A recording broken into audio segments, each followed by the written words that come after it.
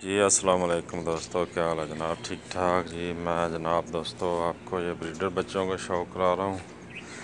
ये एक चपड़ा बच्चा है माशाल्लाह। इसके बड़े बहन भाई जेठ में शाम शाम तक उड़े हुए हैं। ये मियाँ वाली से आए हैं, बिल्कुल अभी छोटा सा बच्चा है।